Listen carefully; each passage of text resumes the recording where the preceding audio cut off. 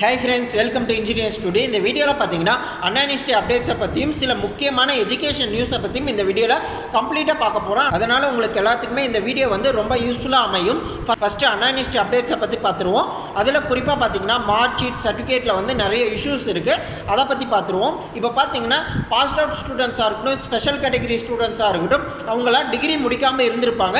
இந்த open book எக்ஸாமால எல்லாத்துலயும் pass ஆகி இப்ப டிகிரி வாங்குற நிலைமையில இருப்பாங்க. இப்போ அவங்க படிச்ச காலேஜ் வந்து க்ளோஸ் ஆயிருச்சு. இப்போ அவங்களோட மார்க் ஷீட்டும் சர்டிஃபிகேட்டும் எங்கே வாங்குறது, அண்ணா யூனிவர்சிட்டியில் தான் வாங்குறதா அப்படின்னு நிறைய பேர் டவுட் இருக்கும். அதுக்கான ஒரு தெளிவான வீடியோ தான் இது. என்னன்னா, சப்போஸ் வந்து இன்ஜினியரிங் காலேஜ் இன்ஸ்டியூட்னு ரெண்டு காலேஜாக இருந்துச்சுன்னா ஒரே ஓனர் தான் இருப்பாங்க. இருந்தாலும் இன்ஜினியரிங் இன்ஸ்டியூட் அப்படி இருக்கும்போது இன்ஸ்டியூட்டை வந்து க்ளோஸ் பண்ணிவிட்டு இன்ஜினியரிங் மட்டும்தான் இப்போ ரன் ஆகிட்டு இருக்குன்னா, சப்போஸ் அந்த இன்ஸ்டியூட்டில் படித்த ஸ்டூடெண்ட்ஸ் வந்து உங்களோட மார்க் ஷீட்டும் சர்டிஃபிகேட்டும் வந்து அந்த இன்ஜினியரிங் காலேஜ்லேயும் நீங்கள் போய் வாங்கிக்கலாம். ஓகேவா? ஆனால் சப்போஸ் வந்து ஒரு காலேஜ்லேருந்து இன்னொரு காலேஜுக்கு வந்து ட்ரான்ஸ்ஃபர் ஆகிட்டீங்க. நீங்கள் ட்ரான்ஸ்ஃபர் ஆகிறதுக்கு முன்னாடி எழுதின எக்ஸாம் வரைக்கும் மார்க் ஷீட் எங்கே வாங்குறதுனா நீங்கள் பழைய காலேஜில் தான் வாங்கணும். ஓகேவா? சப்போஸ் அந்த காலேஜ் இருந்துச்சுன்னா ஓகேவா. அதுக்கப்புறம் ட்ரான்ஸ்ஃபர் ஆகிட்ட பிறகு நீங்கள் எழுதின எக்ஸாமெல்லாம் நீங்கள் எழுதின காலேஜ்லேயே வாங்கிக்கலாம்.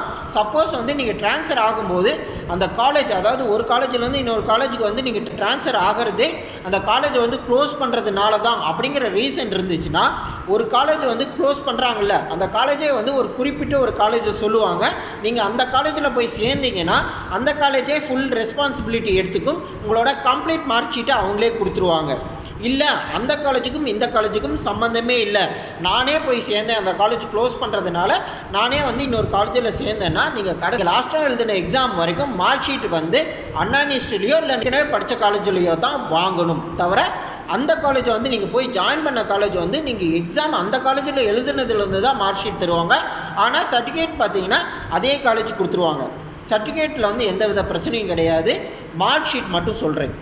இதை ஏன் நான் வீடியோவாக சொல்கிறேன்னா, சில பேர் வந்து கன்னியாகுமரியில் இருப்பீங்க, திருநெல்வேலியில் இருப்பீங்க, அவங்க வந்து அண்ணா யூனிவர்சிட்டியில் போய் மார்க் ஷீட்டோ இல்லை சர்டிஃபிகேட்டோ வாங்குறது கஷ்டம். ஏன்னா வாங்க முடியாதுன்னு சொல்ல, கஷ்டம், டிஸ்டன்ஸ் ஜாஸ்திங்கிறனால. அதனால் இப்படியே அவங்களோட மார்க் ஷீட்டும் சர்டிஃபிகேட்டும் வாங்கிடலாம் அப்படிங்கிற ஒரு நல்ல இடத்துல ஒரு டிப்ஸ் மாதிரி கொடுக்குறேன். ஆனால் ஏற்கனவே இதை பற்றி தெரியும்னா ஒன்றும் பிரச்சனை இல்லை.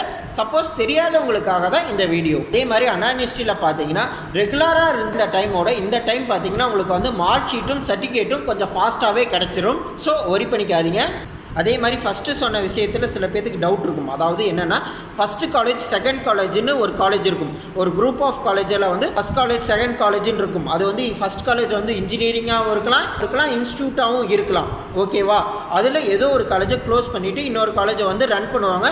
மோஸ்ட்லி அப்படி தான் நடந்துட்டு இருக்கு. ஏன்னா இன்ஜினியரிங்கான அட்மிஷன் வந்து டவுன் ஆனதுனால ஏதோ ஒரு காலேஜ் தான் வந்து ரன் பண்ணிட்டு இருக்காங்க. 2-3 காலேஜ் ரன் பண்ண குரூப்ஸ் வந்து இப்போ ஒரு காலேஜ் தான் ரன் பண்ணிட்டு இருக்காங்க. இப்போ நான் சொன்னதெல்லாம் பார்த்தீங்கன்னா சென்னை எனக்கு தூரம்னு நினைக்கிற ஸ்டூடெண்ட்ஸுக்கு. மிச்சப்படி நான் சொன்ன மாதிரி நீங்கள் போய் காலேஜில் கேளுங்க. அப்படி அவங்க கொடுக்க முடியாது, அண்ணா யூனிவர்சிட்டியில் தான் நீங்கள் போய் மார்க் ஷீட்டும் சர்டிஃபிகேட்டும் வாங்கணும்னு சொன்னாங்கன்னா, நீங்கள் அதுக்கப்புறம் வந்து சென்னையில் அண்ணா யூனிவர்சிட்டியில் வந்து உங்களோட மார்க் ஷீட்டும் சர்டிஃபிகேட்டும் எழுதி கொடுத்து நீங்கள் வாங்கிக்கலாம். நீங்கள் எந்த அஃபிலியேட்டட் காலேஜில் படிச்சிருந்தாலும் சரி, அந்த காலேஜ் வந்து க்ளோஸ் ஆகியிருந்தாலும் சரி, இல்லை ஓப்பனில் இருந்தாலும் சரி, உங்களோட மார்க் ஷீட்டும் சர்டிஃபிகேட்டும் அண்ணா யூனிவர்சிட்டி வந்து கண்டிப்பாக கொடுப்பாங்க. அதே மாதிரி சென்னை பக்கத்தில் ஏதாச்சும் ஸ்டூடெண்ட்ஸ் இருந்தீங்கன்னா, உங்களுக்கு வந்து கான்வெகேஷன் எல்லாம் முக்கியம் இல்லை சார், எனக்கு வந்து டிகிரி சர்டிஃபிகேட் கொஞ்சம் ஃபாஸ்ட்டாக கிடைக்கணும் அப்படின்னு நினச்சிங்கனாலும் நீங்கள் வந்து அண்ணா யூனிவர்சிட்டியில் போய் லெட்டர் எழுதி கொடுத்து உங்களோட டிகிரி சர்டிஃபிகேட்டை வாங்கிக்கலாம் ஃபார் ஜாப்.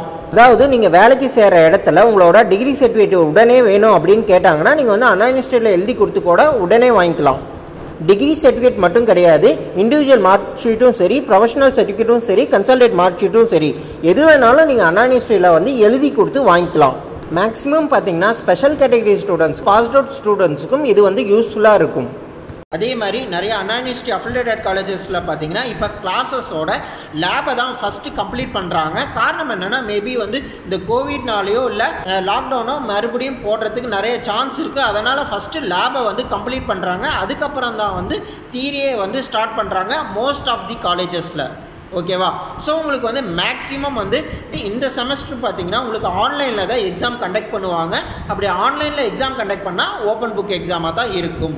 அதே மாதிரி இப்போ நான் சொல்கிறதெல்லாம் யாருக்காச்சும் புரியலைன்னா கமெண்ட் செக்ஷனில் சொல்லுங்கள். சார் கொஞ்சம் கிளியராக சொல்லுங்கள், இல்லை கொஞ்சம் ஸ்லோவாக சொல்லுங்கள், இல்லை கொஞ்சம் டீட்டெயிலாக சொல்லுங்கள் அப்படிங்கிற மாதிரி கமெண்ட் செக்ஷனில் சொல்லுங்கள். சப்போஸ் வந்து உங்களுக்கு தெளிவாக புரியுதுன்னா எங்களுக்கு புரியுது சாருங்கிறதையும் கமெண்ட் செக்ஷனில் இன்டிமேட் பண்ணுங்கள்.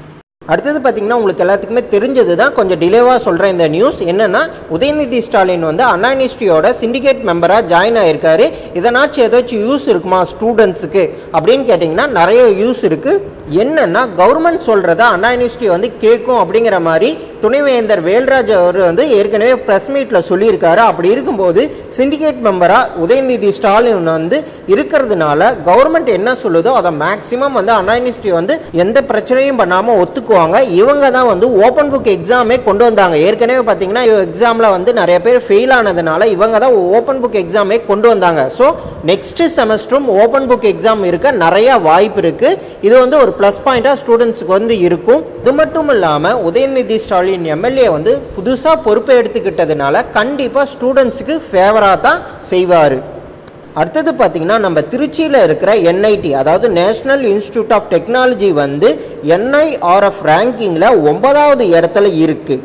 இந்த என்ஐஆர்எஃப் வந்து சென்ட்ரல் கவர்மெண்ட்டால் ரெகக்னைஸ் பண்ண ஒரு ஆர்கனைசேஷன். இவங்க வந்து வருஷம் வந்து தரப்பட்டியல் கொடுப்பாங்க. அப்படி இருக்கும்போது திருச்சியில் இருக்கிற என்ஐடி வந்து 9வது இடத்துல இருக்குது ஆல் ஓவர் இந்தியாவில். அதே மாதிரி நாக் பற்றி உங்களுக்கு தெரியும். நாக்குங்கிறது வந்து கிரேடு கொடுப்பாங்க, ஒவ்வொரு காலேஜுக்கும் கிரேடு கொடுக்குற ஒரு ஆர்கனைசேஷன். அவங்களும் சென்ட்ரல் கவர்மெண்ட்டால் ரெகக்னைஸ் பண்ணவங்க தான். ஆனால் இந்த என்ஐஆர்எஃப் வந்து தரப்பட்டியல், அதாவது ரேங்க் லிஸ்ட் கொடுக்குற ஒரு ஆர்கனைசேஷன். அதே மாதிரி வேலூரில் இருக்கிற சிஎம்சி, அதாவது கிறிஸ்டின் மெடிக்கல் காலேஜ் வந்து 3வது இடத்துல இருக்குது. என்ஐஆர்எஃப் கொடுக்குற ரேங்க் லிஸ்ட்டில் வந்து 3வது இடத்துல இருக்குது.